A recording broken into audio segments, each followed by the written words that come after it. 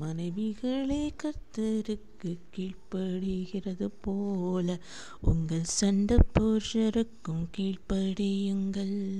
கிறிஸ்து சபைக்கு தலையாயிருக்கிறது போல புருஷனும் மனைவிக்கு தலையாயிருக்கிறான். அவரே சரீரத்திற்கும் இரட்சகராயிருக்கிறார்.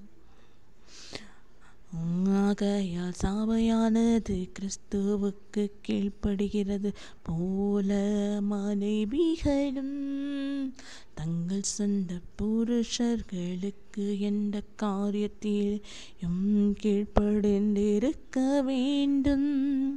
புருஷர்களே, உங்கள் மனைவிகளில் அன்பு கூறுங்கள், அப்படி கிறிஸ்துவும் சபையில் அன்பு கொண்டு தாமதை திருவசனத்தை கொண்டு தண்ணீர் முழுக்கினார்.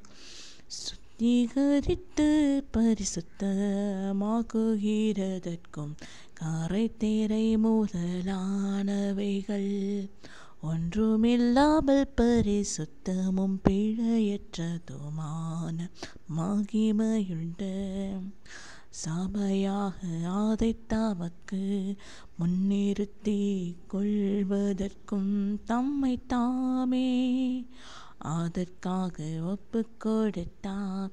அப்படியே புருஷர்களும் தங்கள் மனைவிகளை தங்கள் சொந்த சரீரங்களாக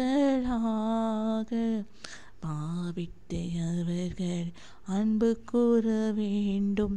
தன் மனைவியில் அன்பு கூறுகிறவன் தன்னில் தான் அன்பு கூறுகிறான்.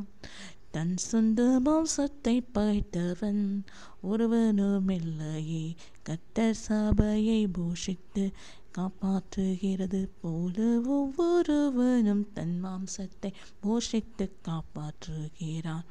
நாம் அவருடைய சரீரத்தின் அவயவங்களாயும் அவருடைய மாம்சத்திற்கும் அவருடைய எலும்புகளுக்கும் உரியவர்களாயும் இருக்கிறோம்.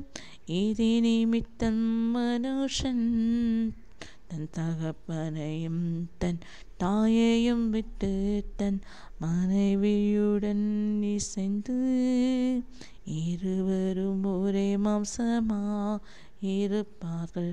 இந்த ரகசியம் பெரியது. நான் கிறிஸ்துவை பற்றியும் சபையை பற்றியும் சொல்லுகிறேன். எப்படியும் உங்களிலும் அவனவன் தன்னிடத்தில் அன்பு கூர்வது போல் தன் மனைவியினிடத்திலும் அன்பு கூற கடவன்.